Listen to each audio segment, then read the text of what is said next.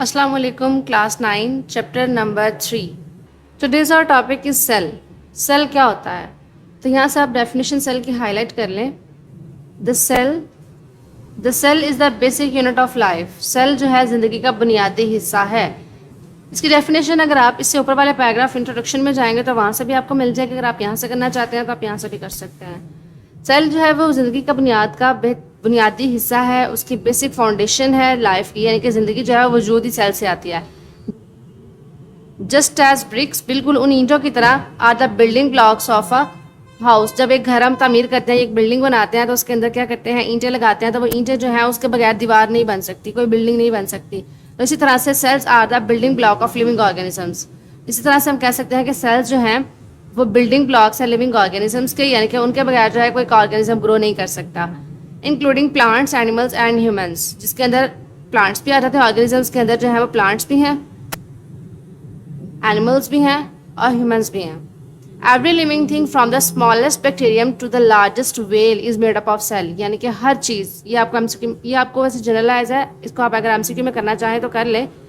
वैसे ये एमसीक्यू आएगा नहीं, लेकिन जनरल बात यह है कि हर चीज़ जो है वो सेल से मिलकर बनी है। और every thing from the smallest bacterium, छोटे से छोटे बैक्टीरिया से लेके जो आम आँख से नज़र भी नहीं आता, उससे लेके लार्जेस्ट वेल तक जितनी भी चीज़ें हैं वो सारी किससे मिलकर बनी हुई हैं, सेल से। Most of the cells are very small. कुछ सेल्स होते हैं वो बहुत छोटे होते हैं and can not be seen with the naked eye, जो हमें आम आँख से नजर, नेकेड आई कहते हैं जो आम आँख होती है, जो इंसानी आँख होती है, वो इसके अंदर ही कैपेसिटी नहीं होती कि वो सेल को देख सके। डिस्पाइट देयर साइज, उसके साइज के बावजूद, सेल्स आर वेरी कॉम्प्लेक्स। इनके बहुत छोटा साइज होने के बावजूद सेल्स क्या है, very complex. Despite their size, उसका साइज जो है वो छोटा होने के बावजूद सेल्स आर वेरी कॉम्प्लेक्स। इस चीज़ को आप हाईलाइट कर लें कि सेल जो है बहुत कॉम्प्लेक्स होते हैं। Carry out all the essential functions to keep living things alive and functioning. के सेल जो है वो क्या करते हैं, carry out all the essential function, जितने भी ज़रूरी काम होते हैं वो सारे सेल ने ही परफॉर्म करने हैं, और जिंदा रखता है किसी भी जानदार को और उसके फंक्शंस को। यानी कि सेल जो है बेशक तो देखने में बहुत छोटा है, उसका साइज जो बहुत छोटा है, यानी कि इतना छोटा कि हमें आँख से नज़र भी नहीं आता, फिर भी सेल इतना कॉम्प्लेक्स है कि वो सारी एक्टिविटीज़ को लाइफ की कंट्रोल करता है, उसके फंक्शंस को कंट्रोल करता है और एक इंसान को जिंदा रखता है। अगर कोई सेल काम करना छोड़ जाए तो उसकी वो ऑर्गेनेली या उसका वो बॉडी फंक्शन जो है वो काम करना टोटली छोड़ जाएगा। तो ये हमारे पास इंपॉर्टेंस ऑफ सेल है कि सेल की इतनी अहमियत है हमारी ज़िंदगी में।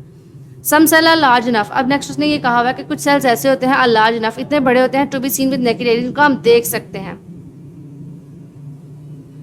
कुछ सेल्स होते हैं वेरी स्मॉल होते हैं, यहाँ पे ये बताया, और यहाँ पे बता रही कुछ सेल्स होते हैं वेरी लार्ज होते हैं। लार्ज इनफ, इतने लार्ज होते हैं कि उनको आम आँख से देखा जा सकता है। अब वो कौन से सेल्स हैं?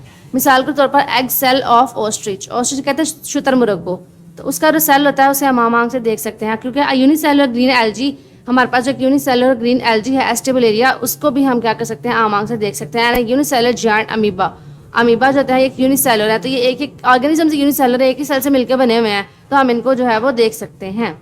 तो ये हमारे पास छोटा सा इंट्रोडक्शन था कि सेल क्या होता है। सेल जो है बिल्डिंग ब्लॉक है किसी भी लिविंग ऑर्गेनिज्म का, उसके अलावा या उसके बगैर कोई भी लाइफ की एक्टिविटी जो है वो कंट्रोल नहीं की जा सकती, फंक्शनिंग प्रॉपरली नहीं होती। तो cell is the basic unit of life, ये ज़िंदगी का बुनियादी हिस्सा है।